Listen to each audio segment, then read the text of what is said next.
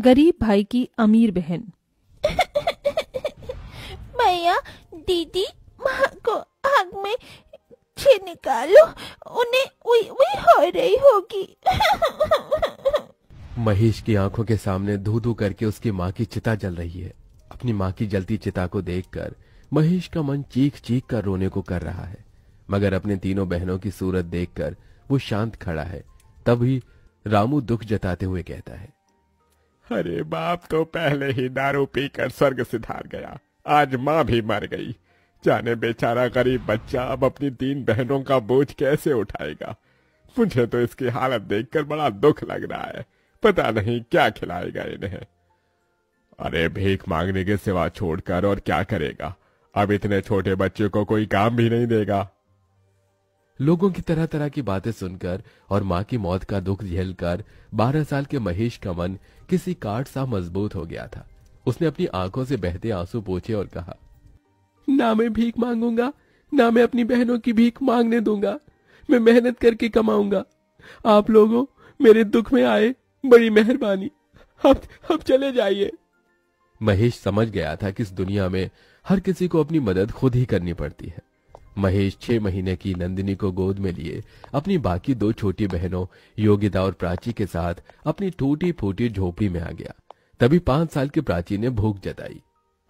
भैया भूख लगी है, खाना चाहिए, माँ तो मर गई, अब हमको खाना बनाकर कौन खिलाएगा।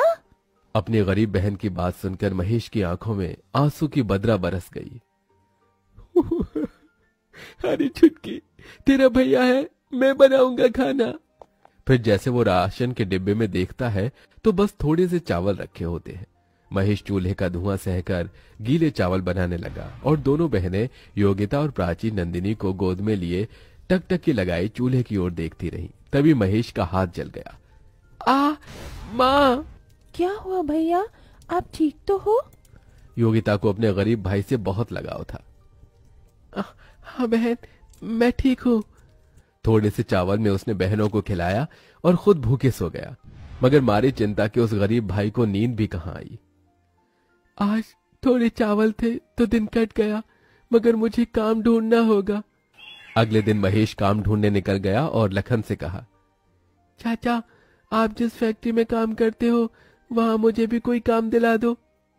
अरे ना बाबा ना, तुझे काम दिलाकर मुझे जेल में चक्की नहीं पीसनी, जा भाग यहाँ से। महेश निराश होकर दिन भर तपती धूप में भटकता रहा।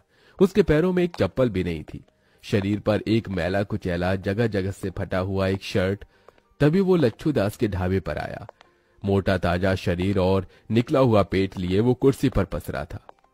अरे जल्दी से ये प्लेट धो, ग्राहक खाने के लिए खड़े हैं। अरे ओ पप्पू, कहाँ गया तू? तभी महेश तवाक से बोला, सेठ जी मैं सारी प्लेट धो दूंगा, काम की बहुत जरूरत है मुझे, दया करके काम दे दीजिए।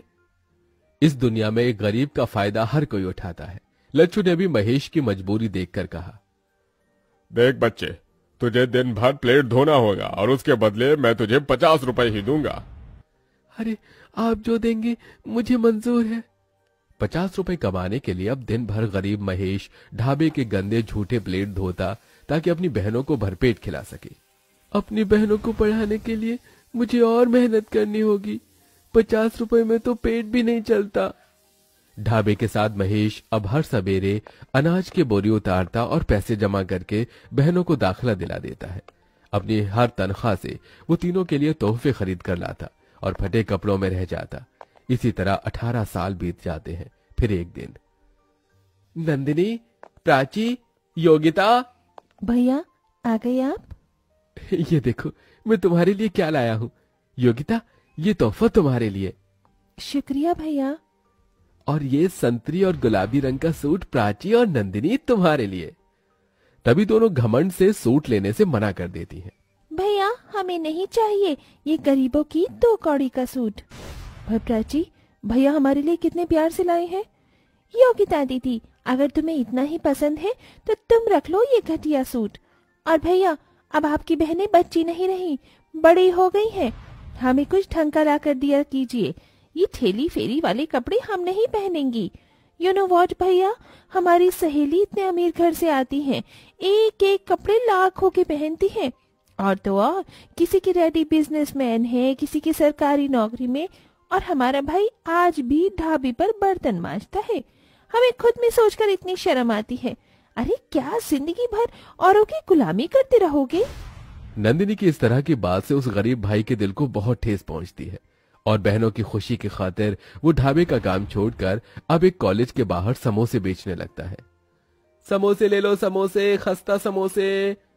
बस भगवान, शुरुआत तो कर दी है, कृपा करना काम जम जाए तो फिर बहनों की शादी भी करनी है। तभी कॉलेज से निकलते ही नंदिनी और प्राची अपने भाई को देखकर तिलमिला जाती हैं और घर आकर महेश को सुनाती हैं। भैया, पूरी दुनिया में आपको हमारा ही कॉलेज मिला था समोसे बेचने को।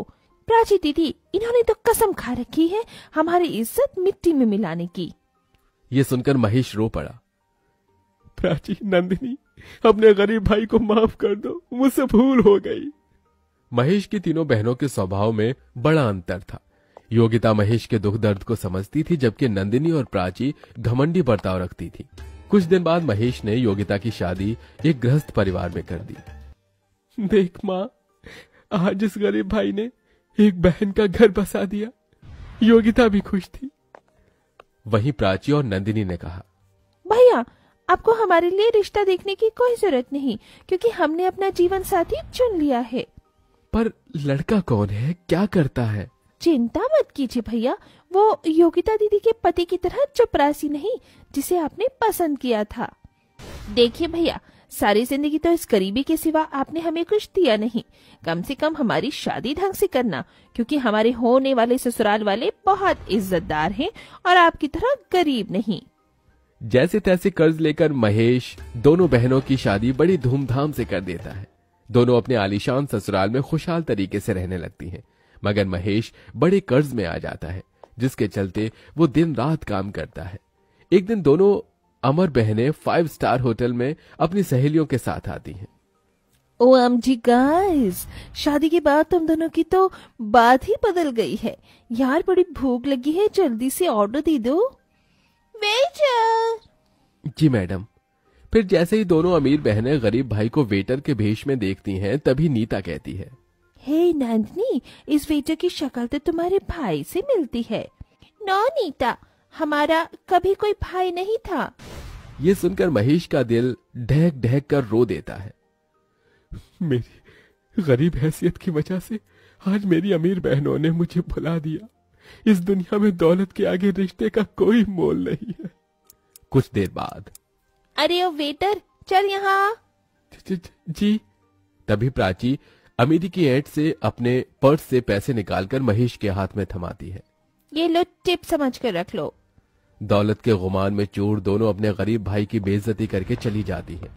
उस दिन से महेश अमीर बनने का ठान लेता है और वक्त ऐसी करवट लेता है कि महेश कुछ ही सालों में बहुत अमीर हो जाता है और वहीं उसकी दोनों बहनें बुरे हालातों में पहुंच जाती हैं और दोनों आंखों में आंसू लिए हुए मदद मांगती हुई आती हैं। भैया, क्या बात है, मेरी अमीर बहनों को इस गरीब भाई की याद कैसे आ गई? हमारे पतियों का बिजनेस में बहुत बड़ा घाटा हुआ है, घर द्वार सब कुछ बिक गया। आपने जो काम शुरू किया है उसके लिए आपको 2 लोगों की जरूरत है। अगर वो नौकरी आप हमारे पतियों को दे दे तो बहुत मेहरबानी होगी। मेरे साथ काम करने से अगर तुम्हारे पतियों की इज्जत नहीं जाती तो उन्हें भेज देना। अपने गरीब भाई का दया भरा मन देखकर दोनों का घमंड टूट जाता है और उनकी भटक भी खुल जाती है। दोनों अपने किए की माफी मांगती हैं। भैया, हम दोनों से भूल हो गई। जिस भाई के पाँव धोकर पीना था उसे पूजना था। हमने अपने उसी माता पिता समान भाई को उसके गरीब हालातों में कोसा, मगर आज आपने हमारे लिए इतना किया। थैंक यू भैया। दोनों के आंसू देखकर आखिर बीती बातों को भूलकर महेश अपनी दोनों बहनों को गले लगा लेता है और धीरे धीरे स्थितियां ठीक हो जाती हैं।